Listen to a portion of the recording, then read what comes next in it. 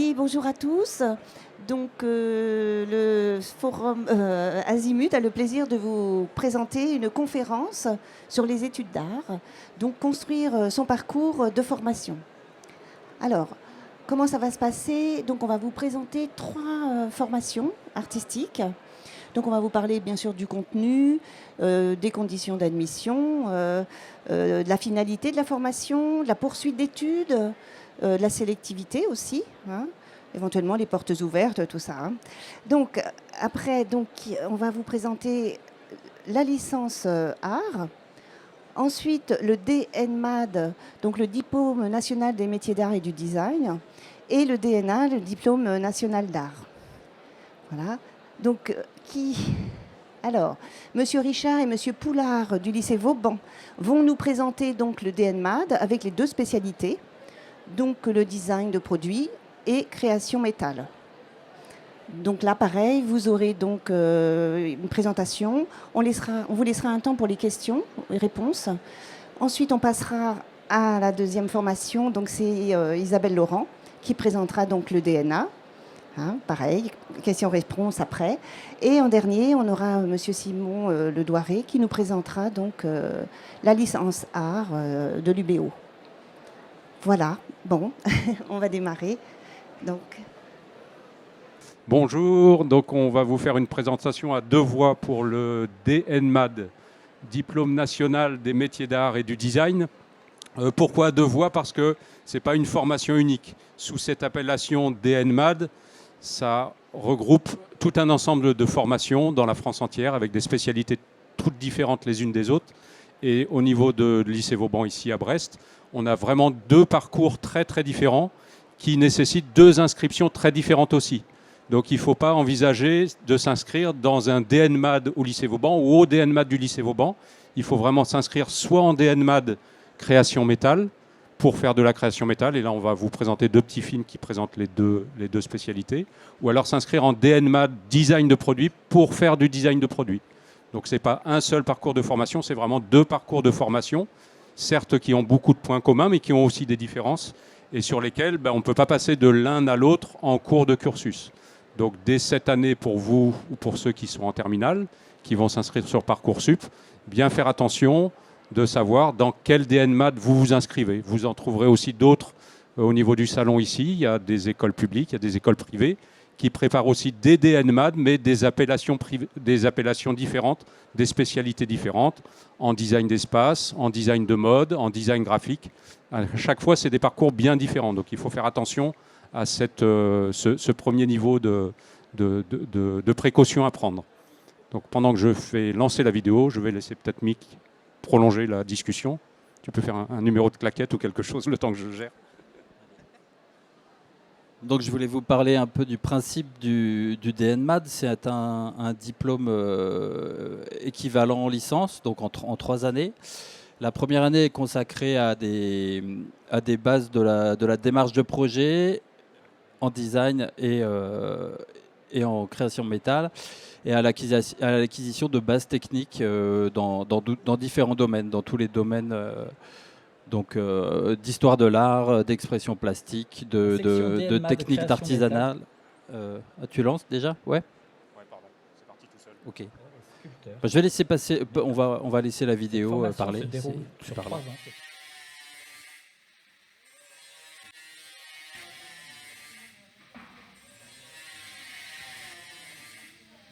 La section DNMAD Création Métal du lycée Vauban est destinée à former des concepteurs-réalisateurs, artisans créateurs et sculpteurs spécialistes du métal. Cette formation se déroule sur 3 ans, c'est-à-dire sur 6 semestres. Ce diplôme vaut grade de licence.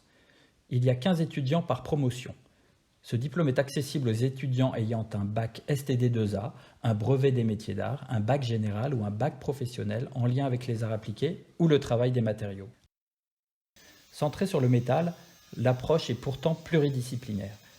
Elle aborde les domaines de la dinanderie, de l'orfèvrerie, de la sculpture, de la métallerie, à travers des productions allant de l'objet fonctionnel ou décoratif à petite ou grande échelle, en pièces uniques ou séries limitées. La pratique d'atelier s'accompagne d'un travail de recherche créative en 2 et 3 dimensions par le dessin, la maquette ou les expérimentations sur la matière. Les étudiants sont accompagnés tout au long de leur formation par les enseignants d'ateliers, d'art appliqué et ceux des matières générales. Les étudiants les plus expérimentés partagent également leurs acquis avec les débutants.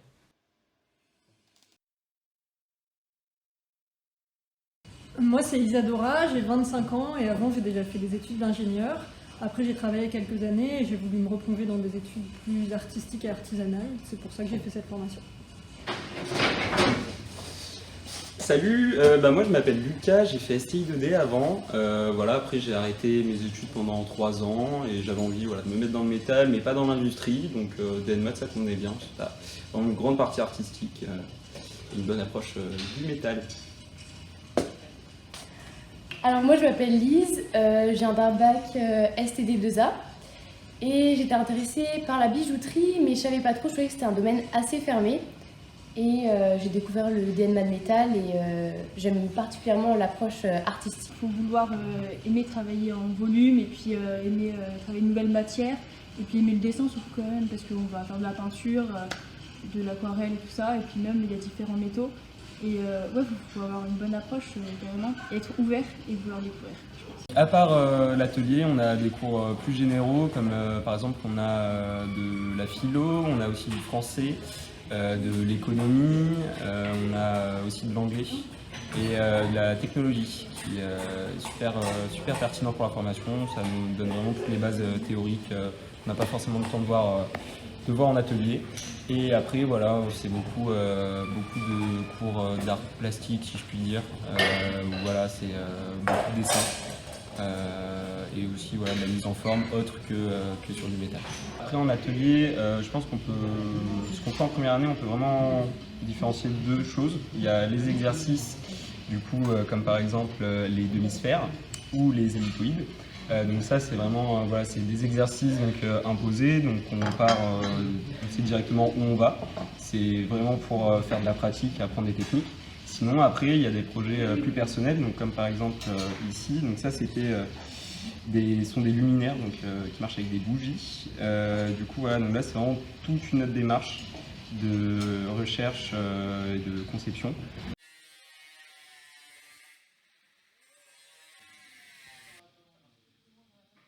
Donc on va vous présenter maintenant la vidéo du DNMAD Design de produit. Bonjour, bienvenue à Brest au lycée Vauban en DNMAD, diplôme national des métiers d'art et du design.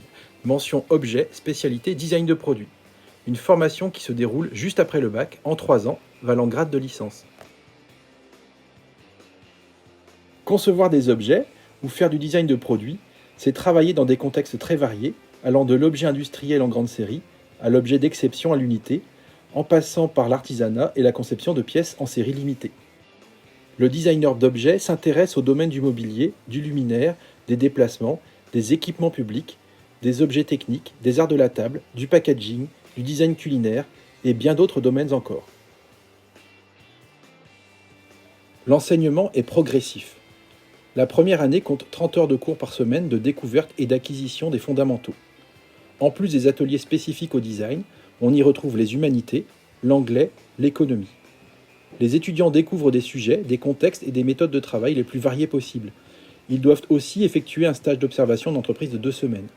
La deuxième année, c'est 27 heures de cours par semaine, d'approfondissement et de spécialisation en design de produits, ainsi que 3 mois en stage professionnel. Avec 24 heures de cours par semaine, la troisième année permet de se perfectionner. Elle est principalement consacrée à l'écriture d'un mémoire et à la réalisation d'un projet personnel. Sur l'ensemble du cursus, les étudiants participent à des workshops, à des projets d'une semaine à plusieurs mois. Ils travaillent sur des sujets fictifs ou en lien avec de véritables commanditaires. Chaque année, des voyages sont organisés en France et à l'étranger, à Londres, Barcelone, Amsterdam, Milan.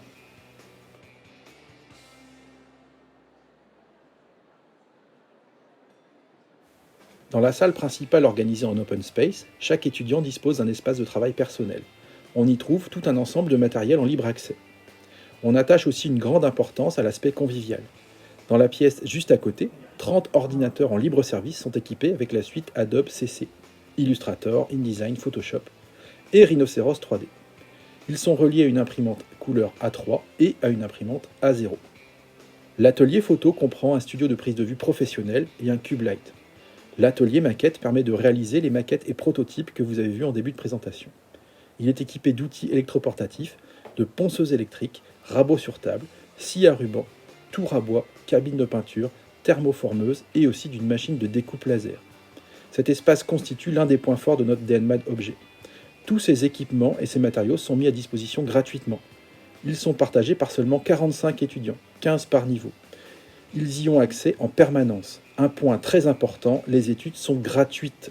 Nous sommes bien à l'éducation nationale.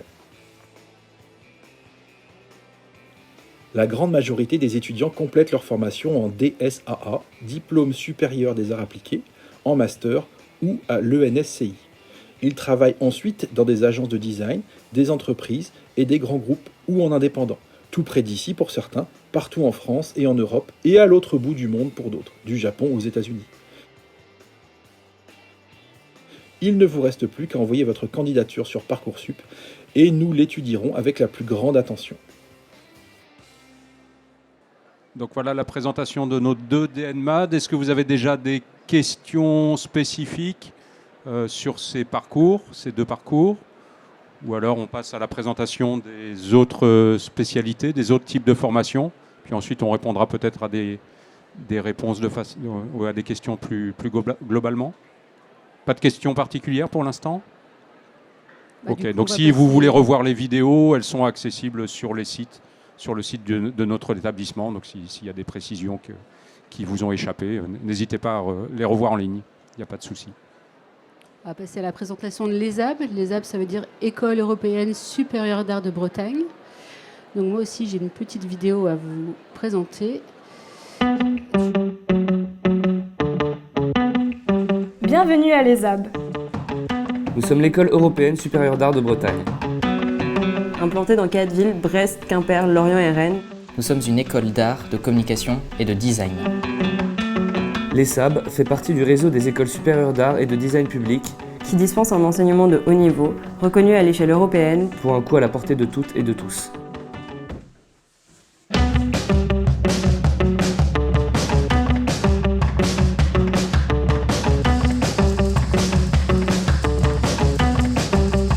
En intégrant l'ESAB, profitez d'une pédagogie unique, entre cours pratiques et théoriques, entre recherche et création.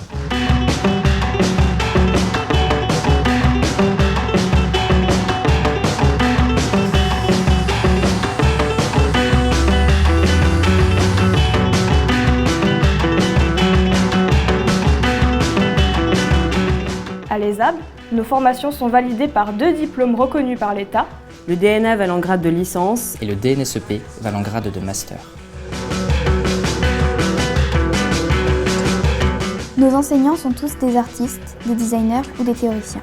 Ils s'appuient sur l'expérimentation plastique, l'analyse critique, toujours en lien avec l'actualité de la création contemporaine. Les professionnels de l'art et du design vous transmettront leur savoir à l'occasion de workshops, conférences et rencontres. Ensuite, je parlerai de bande dessinée art narratif. À l'ESAB, vous serez formé à l'autonomie, vous définirez vos territoires de recherche et saurez réinventer des formes inédites dans les champs de l'art et du design.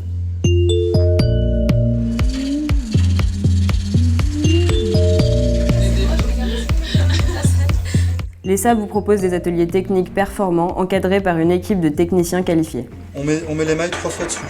Une première couche comme ça, et une 3e couche en coulée comme ça.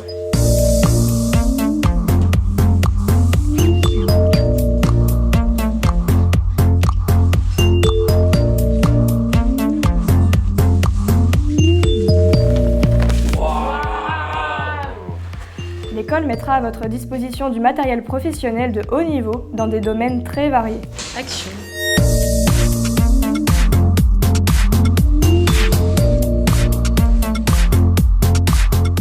À l'ESAB, les étudiants s'engagent pour faire vivre leur école. AMAP, ciné-club, récupératech, potager, éco-responsabilité, concert.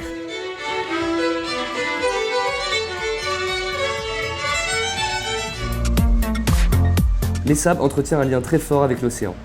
L'espace maritime occupe une place de plus en plus prépondérante dans les projets des étudiants comme dans ceux des enseignants.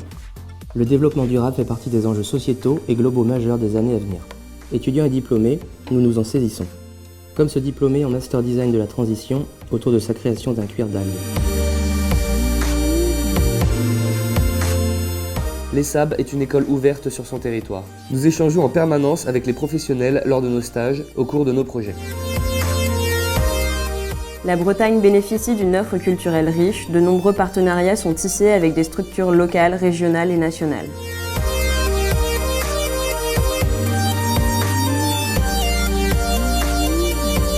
L'ESAB soutient ces jeunes diplômés et les accompagne dans leur insertion professionnelle à l'occasion de programmes de résidence, De dispositifs de soutien à l'entrepreneuriat en design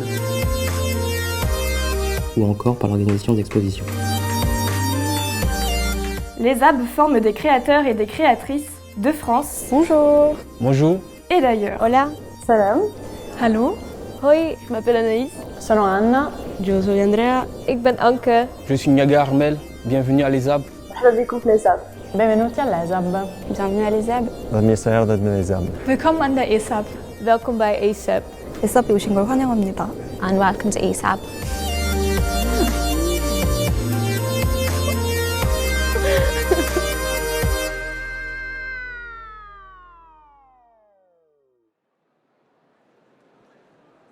Donc, je vais vous présenter notre établissement. Vous avez compris qu'on n'est pas le seul en France. Il y a 46 écoles d'art en France. Nous, on est la plus grande en termes d'effectifs, puisqu'on a à peu près 900 étudiants sur les 4 sites de l'ESAB, Brest, Lorient, Quimper. Et on a 2 diplômes, donc le DNA, le premier diplôme qui est au niveau licence, un bac plus 3, et un deuxième diplôme après, si on souhaite poursuivre, sur un diplôme à bac plus 5, le DNSEP, qui a grade de master. Donc le DNA, ça veut dire diplôme national d'art, c'est un diplôme national, tout comme le DNSEP qui veut dire diplôme national supérieur d'expression plastique et qui est un diplôme national. On dépend du ministère de la Culture et de l'enseignement supérieur. 2 diplômes. Et on a 3 options, art, design et communication. Donc ces options ne sont pas les mêmes sur les 4 sites. À Brest, où je suis, il y a l'option art et l'option design. À Quimper, l'option art. À Lorient, il y a art et communication. Et sur le site de Rennes, il y a les 3 options art, design et communication. Tout comme à Vauban, on a des ateliers techniques qui sont mis à la disposition de nos étudiants tout au long de l'année. Et puis, on organise également des workshops, des conférences aussi pour nos étudiants. Les workshops, c'est un vocabulaire un peu spécifique aux écoles d'art, mais ça se développe partout. En fait, on fait venir des intervenants extérieurs, soit des artistes, des designers, qui travaillent une semaine en général avec un groupe d'étudiants sur un sujet donné ou sur un médium bien précis, en plus de l'enseignement qui est donné par nos enseignants tout au long de l'année. Évidemment, il y a des conférences et des expositions qui sont sur chacun des sites. Donc le site de Brest, je vous ai dit art et design, 2 diplômes. Le site de Quimper, une seule option, DNA et DNSEP, 2 diplômes. Lorient, art et communication, avec un diplôme à bac plus 3 pour l'art et la communication. Et le site de Rennes, les 3 options, art, design et communication, et les 2 diplômes. Ce qui donne cette carte des enseignements que vous allez retrouver sur notre site internet si vous voulez. Moi, je voulais vous parler de comment on intègre une école d'art. En France, on intègre une école d'art après son bac et sous concours d'entrée. Donc cette année, pour la première fois, on rentre dans le dispositif Parcoursup. Donc si vous avez du terminal dans la salle, vous allez choisir l'ESAB si vous le souhaitez donc dans vos vœux. Et à partir de ce moment-là, vous allez vous inscrire au concours d'entrée qui aura lieu en 2 temps. D'abord des épreuves écrites que vous allez réaliser à la maison. Une épreuve de culture générale, une épreuve plastique aussi à réaliser à la maison, et puis un questionnaire aussi pour comprendre votre personnalité. Et la deuxième étape, ce sera l'entretien avec le jury qui aura lieu les 3 ou 4 mai prochains à Rennes et qui est commun aux 4 sites de l'ESAB. Il y aura un seul et même jury pour les 4 sites. Et là, vous allez expliquer pourquoi vous voulez rentrer dans notre établissement, quelle est votre motivation. En plus des épreuves écrites que vous aurez fait durant ce printemps, il faudra aussi emmener un dossier de travaux personnels avec vous. Des choses que vous avez réalisées avec vos enseignants, mais aussi tout seul, dans votre chambre. Pas forcément que du dessin, mais aussi de la peinture, de la photo, de la vidéo, des choses en volume. Tout ça, c'est important pour comprendre qui vous êtes, votre personnalité. Et si vous êtes admis dans notre établissement, vous rentrez en première année. Et la première année, c'est une première année où on touche un petit peu tous les domaines. Du dessin, bien évidemment, mais aussi photo, vidéo, informatique, la 2D, la 3D, la gravure, la sérigraphie. Et il y a également, en plus de tous ces cours pratiques, un peu de cours théoriques. Histoire de l'art, histoire du design et des cours en anglais. Et c'est à la fin de la première année que les étudiants qui ont pu donc découvrir plusieurs ateliers peuvent choisir leur option dont je vous parlais tout à l'heure, soit art, soit design, soit communication. Et ils continuent comme ça pendant leur deuxième année en approfondissant les ateliers qu'ils ont vus dès la première année. Et en troisième année, ils passent leur premier diplôme, qui est donc le DNA dont on parlait tout à l'heure, diplôme national d'art, qui équivaut à une licence. On a évidemment des partenaires en Europe et dans l'international. On a 57 universités avec lesquelles on est partenaire, ce qui permet à nos étudiants de partir en Erasmus, plutôt en deuxième ou en quatrième année. On souhaite que nos étudiants partent qu'un semestre à l'étranger pour pouvoir revenir après. Mais là-bas, quand ils vont dans les écoles, ils ont aussi un système de crédit qui leur permet de continuer leurs études et puis de pouvoir réintégrer notre cursus à la suite.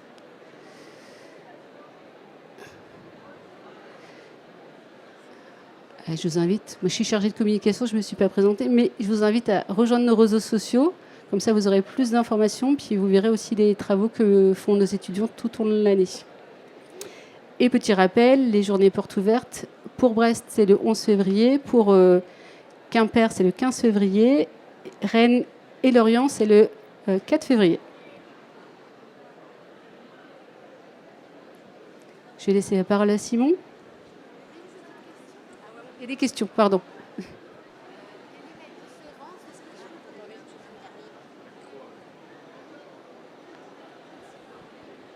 Quelle est la différence entre, donc là je vois que vous faites de la création graphique, donc en DNA, et un DNMAD design graphique? Qu'est-ce qui fait qu'on va choisir plutôt le DNMAD design graphique ou le DNA? C'est une bonne question. J'aurais dit déjà qu'une école des beaux-arts et un enseignement dans un DNMAD, ce n'est pas la même pédagogie. Qu'est-ce que vous en pensez? Possiblement, il y a peut-être une coloration plus artistique, c'est-à-dire dans les écoles d'art. C'est aussi le cas, je parlerai plus facilement du design d'objets ou du design d'une manière générale, parce qu'on a l'habitude de faire du design chez nous en DNMAD et eux ont l'habitude aussi de faire du design en DNA. On a une approche qui peut paraître identique mais qui est sensiblement différente. Je pense que dans les écoles d'art, il y a le rôle d'auteur, le rôle de créateur, le rôle de quelqu'un qui manifeste son désir créatif, a une idée précise et veut la transmettre aux autres. Donc par le biais effectivement d'affiches ou par le biais d'objets ou par le biais de son art d'une manière générale. Dans nos formations DNMAD, au moins pour le design de produits, mais peut-être Mick tempérera un peu les choses parce que les métiers d'art c'est encore autre chose. Mais pour rester sur le DNMAD design graphique, c'était votre question, on se pose plus la question de quelles sont les personnes qu'on va toucher, à quel public on s'adresse. Donc là, bien sûr, on reste un auteur, on reste un créateur, mais on se demande qu'est-ce qui va toucher vraiment les personnes à qui je veux transmettre mon message, ma communication, mon affiche. Donc il y a souvent dans nos formations une approche peut-être plus technique, plus sociétale aussi. On va à la rencontre, on mène un travail d'enquête pour dire qu'est-ce qui va toucher les personnes en question, le public que l'on vise. Je ne sais pas si ça répond un peu. Donc bien évidemment, tout ça est très très proche malgré tout. Ça peut, pour des personnes qui sont peut-être novices, on ne comprend pas trop les différences, mais ça reste quand même une différence assez importante. C'est peut-être pour ça aussi que dans nos formations plus techniques, c'est pour ça qu'on est souvent dans des lycées techniques, l'approche technique est très très importante, peut-être plus importante. Dans nos DNMAD, les cours de technologie prennent beaucoup d'importance. La connaissance des matériaux, la connaissance des procédés d'impression, de fabrication, elle est plus forte et plus prégnante aussi, plus contraignante. Mais c'est des métiers finalement différents, complémentaires dans certains cas. Et après, c'est aussi le cursus des étudiants qui ont, par leur sensibilité personnelle, des fois une approche plus artistique et d'autres fois une approche plus technique. Donc finalement, dans nos écoles, on peut toujours finalement passer de l'un à l'autre. Ça reste des formations qui, fondamentalement, ne sont pas si différentes que ça. Alors, peut-être Mick pourrait préciser sur le côté métier d'art. Tu voulais peut-être préciser ? Alors pour l'autre côté de la formation à Vauban, pour la partie métier d'art, alors on va dire que nous on propose de former des artisans d'art, des artisans créateurs avant tout, qui peuvent devenir artistes à part entière par la suite, mais l'essentiel c'est qu'ils soient experts dans la matière de leur discipline, dans le métal, donc experts dans le métal, sous diverses techniques, donc pour devenir soit artisan d'art, soit plasticien, sculpteur métal. Donc c'est entre les deux, à des échelles différentes, de l'échelle du bijou à la sculpture monumentale, en passant par la création de mobilier. Donc la notion de fonctionnalité ou pas du tout. Voilà, les deux. Donc c'est assez varié. Il y avait d'autres questions peut-être ?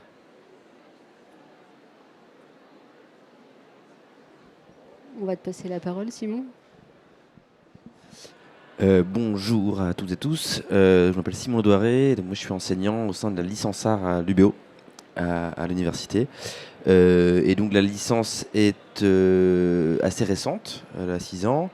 Elle a été créée notamment parce que il y avait une demande de pouvoir continuer à faire les études supérieures pour des étudiants en art, des élèves du conservatoire ou d'autres formations pratiques qui n'avaient pas cette proposition, au moins à l'université à Brest. Et puis aussi parce que Brest est assez vive en termes d'activités de propositions culturelles et artistiques, et donc c'était cohérent d'avoir ce type de proposition. Et donc elle s'est créée sur deux grands principes de fonctionnement qui sont d'abord le fait qu'on ait une grande partie pratique dans la licence, ce qui n'est pas toujours le cas dans la licence d'art universitaire. Et cette pratique-là s'appuie en grande partie sur des partenaires, des écoles partenaires, dont les AB, par exemple, pour les arts plastiques, mais les conservatoires pour les autres spécialités, et T-Film, qui est une association de cinéma dans les Côtes d'Armor, pour la partie cinéma. Donc vraiment, il y a quasiment la moitié du temps, presque la moitié du temps, qui est dédié à de la pratique pour les étudiants, et l'autre partie est de la théorie à l'université. Ça, c'est le premier grand principe. Et le deuxième grand principe, c'est la pluridisciplinarité. C'est le fait qu'on ait 6 spécialités, donc théâtre, danse, musique, art plastique, art de la scène et cinéma. Et ce qui fait qu'on accueille vraiment des étudiants qui postulent dans toutes ces disciplines-là séparément. Et autant ils sont tous ensemble sur des promos de 70 en première année pour les cours à l'université, et ensuite pour les cours de pratique, ils sont divisés par spécialité dans les écoles d'art. Donc à l'ESA pour la spécialité art plastique, au Conservatoire de Brest pour théâtre, danse, musique et art de la scène, qui est une discipline un peu particulière qui mélange théâtre, danse et musique, et à T-Film, donc à Millionec dans les Côtes d'Armor pour la spécialité cinéma. Et voilà, donc soit sous forme de workshop, hein, on retrouve la même idée, donc de semaines d'immersion, de pratique avec des intervenants spécialistes, soit au fil de l'eau dans la semaine sur des emplois du temps de pratique qui viennent dans les trous des emplois du temps de l'université. Voilà l'idée principale de la licence. C'est une licence qui se veut alors à la fois qui puisse former des potentiels futurs artistes, si c'est le souhait des étudiants à l'issue de la licence, de continuer vers d'autres choses telles que des écoles d'art par exemple. Ça peut être des gens qui postulent à l'ESAB en 3e année, parfois en master, c'est plus rare mais ça peut, mais aussi dans des conservatoires ailleurs en France de plus haut niveau, au CNDC en danse, à Louis Lumière, enfin dans différentes écoles d'art un peu partout en France, ou dans plutôt l'aspect recherche universitaire théorique, dans des masters, soit qui ont des connexions avec la question artistique, comme le master de création littéraire au Havre, ou à l'ENS à Paris, on a des étudiants qui vont dans un master là, plusieurs fois, de plusieurs années de suite, là, dans un master qui est entre création et recherche, justement. Ou sur des masters très théoriques, complètement. Et normalement, nos étudiants sont amenés à pouvoir suivre des formations de master plus classiques, disons, en dehors de questions artistiques, qui pourraient être de la philosophie, de la sociologie, parce qu'ils ont aussi tout ce bagage-là pendant la licence. C'est aussi une licence parce qu'elle se veut généraliste, qui peut amener des gens à faire complètement autre chose. Une formation pour être peut-être instit, pour être enseignant, pour aller vers d'autres champs que l'art à proprement parler, ou la pratique artistique, disons. Voilà l'idée générale, sachant que je dis ça parce que notamment pour l'instant à Brest, il y a un seul master qui est dans une continuité plus ou moins proche de la licence, qui est le master qui s'appelle Direction de projet et d'établissement culturel, mais qui est plutôt un master qui s'adresse à des gens qui vont être dans l'administration, dans la production, la diffusion autour des artistes. Donc ça ne s'adresse pas à des artistes, quoi. Donc on verra plus tard si un master existe à l'université à Brest, mais pour l'instant non. Voilà les débouchés potentiels, l'idée générale.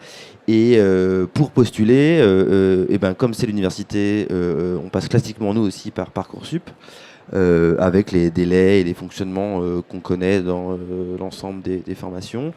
Le seul détail, c'est que la licence a une grande partie de ces disciplines qui sont sélectives.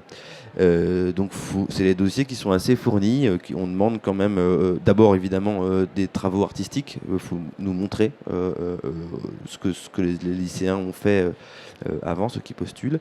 Donc suivant les disciplines, on postule par spécialité. Donc soit en art plastique, soit en cinéma, soit en danse, et ainsi de suite. Et donc si on postule dans plusieurs spécialités, ce qui est possible, il faut faire plusieurs dossiers. Il y a un questionnaire un peu solide aussi, et après il y a une sélection, tous les dossiers sont lus, et donc on est environ à 5 à 600 candidatures pour 74 places depuis le début là. Voilà. Et donc tous les dossiers sont lus et donc ce sont des commissions qui mélangent des enseignants de l'université et des enseignants des écoles partenaires, et c'est comme ça qu'on fait les sélections sur Parcoursup. Voilà le paysage général. S'il y a peut-être des questions, je pourrais y répondre. Si je peux préciser qu'il y a des portes ouvertes qui ont lieu le 4 mars à la faculté Victor Ségalin. Pour nous, c'est le 4 mars aussi, au lycée Vauban.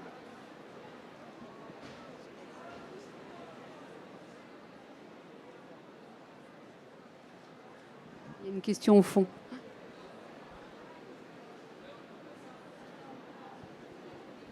Ça serait du coup par rapport à la licence art, parce que comme c'est une licence qui est sélective, je me demandais qu'est-ce qu'on pouvait mettre dans... Vous dites tout ce qui va être production artistique. Moi par exemple, ce serait plutôt pour le théâtre. Qu'est-ce qui va booster un peu notre candidature, quoi. En fait, dans Parcoursup, quand vous allez vous inscrire pour postuler, il y a en fait, c'est très détaillé déjà. Vous avez vraiment des questions et on vous demande des choses très précises. Vous allez devoir montrer des scènes avec plusieurs types d'exigences sous forme de monologue. Alors, il y a des thématiques, ça change un peu tous les ans. Je n'ai pas le détail. Je m'occupe plutôt de la partie musique personnellement, mais vous allez avoir ça, et puis après il y a un tas d'autres questions où on va vous demander par exemple des choses autour d'œuvres qui vous ont touché, qui vous plairaient, donc on va voir comment vous en parlez, lesquelles vous choisissez. On va vous demander qu'est-ce qui vous intéresse dans la licence, sur quoi vous vous projetez, voilà. Et donc à chaque fois il y a un certain nombre de questions qui ne sont pas exactement les mêmes suivant les disciplines. On a la même idée, quoi, mais voilà, on précise à chaque fois suivant la discipline, la spécialité dans laquelle on postule. Et donc, et chacun des points est vraiment très important. Et je le dis en connaissance de cause parce que je lis un grand nombre de dossiers moi-même. Et en effet, parfois ça se joue vraiment à des choses de. Alors, la pratique est très importante, le book, la vidéo, les extraits vidéo ou audio que vous pouvez mettre. Mais la manière dont un étudiant, futur étudiante va parler de sa pratique, de son rapport à l'art ou à des œuvres, pour nous est aussi très très importante. On n'est pas sur une licence qui formerait, comment dire, on ne peut pas remplacer des écoles d'art en fait. Donc du coup, si vous vouliez être une grande interprète d'un grand niveau virtuose et technique, en fait, nous, on ne va pas être capable de fournir ce type de formation-là aussi solide. Donc on est vachement plus attirés, aussi intéressés par des gens qui vont avoir un propos, qui vont avoir un regard, qui vont avoir aussi une personnalité artistique qui pourra être développée chez nous. Voilà, ça peut être aussi une année, ça se fait pas mal, une année de transition avant des écoles d'art. On a des étudiants qui viennent 1 an, parfois 2 ans, et en parallèle, ils postulent dans des écoles d'art nationales en France. Et ça se fait aussi pas mal, ça.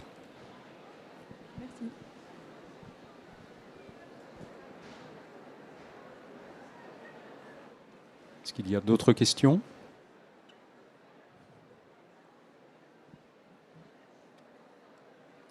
Si vous voulez poser d'autres questions, on est au stand B12 pour les AB. Nous, on est au B03 bis, l'itinéraire bis, proche de l'issue de secours.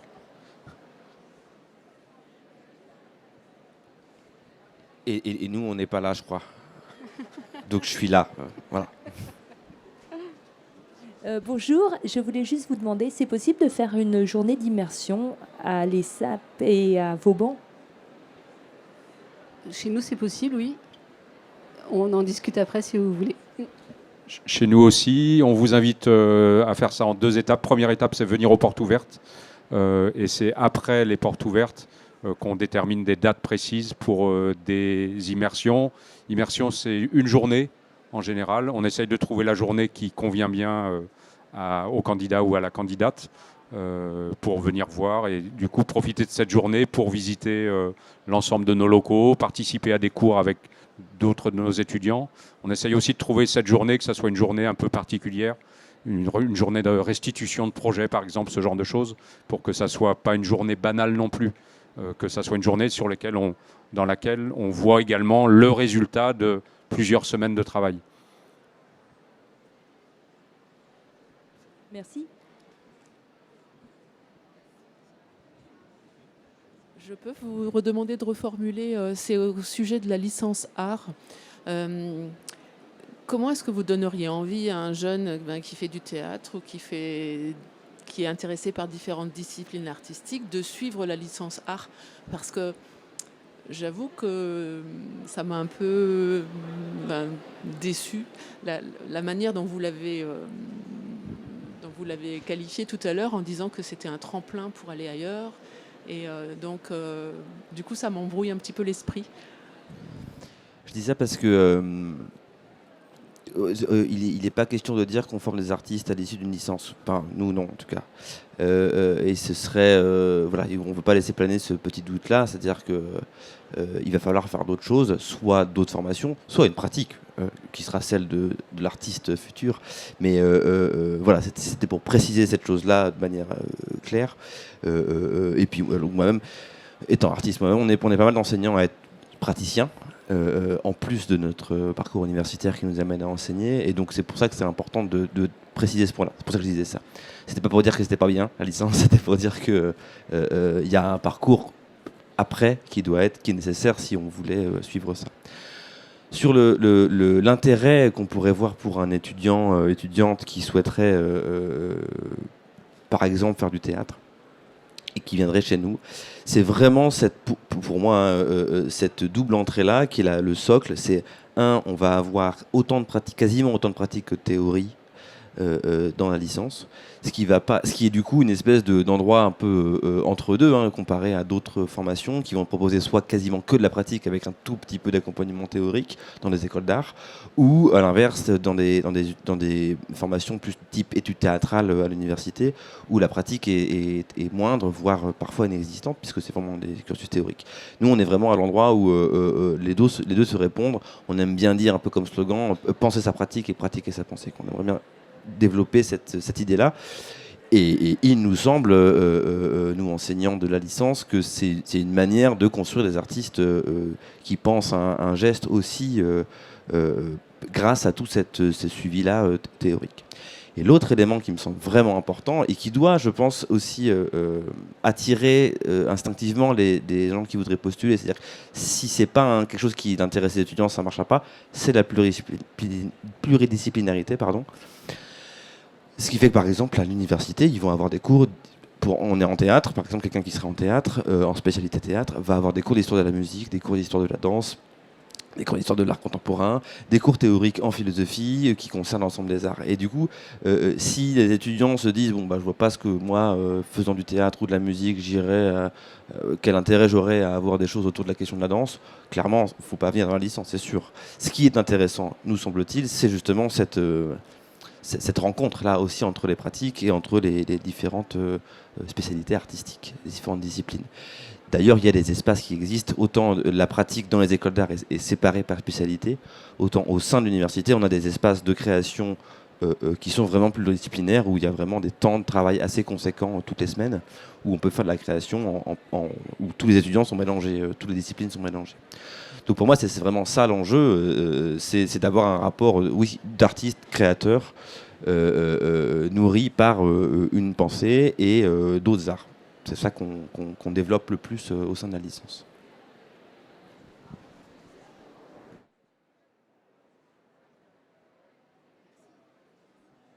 Est-ce qu'il y a d'autres questions? On a épuisé tous les sujets. On a épuisé tous les candidats. Il en reste 4. Bon,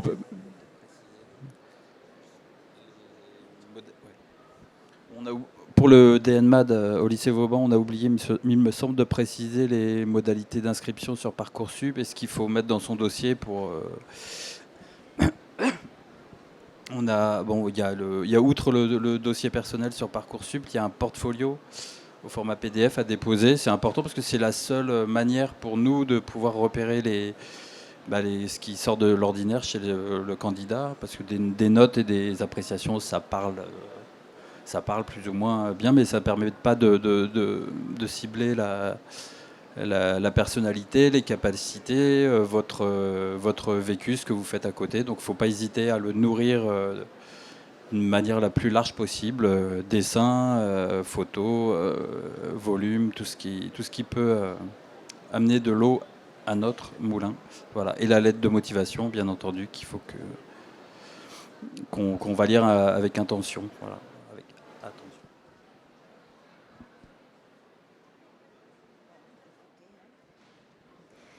Bon, bah écoutez, s'il n'y a plus de questions, on va arrêter la conférence. Merci à vous.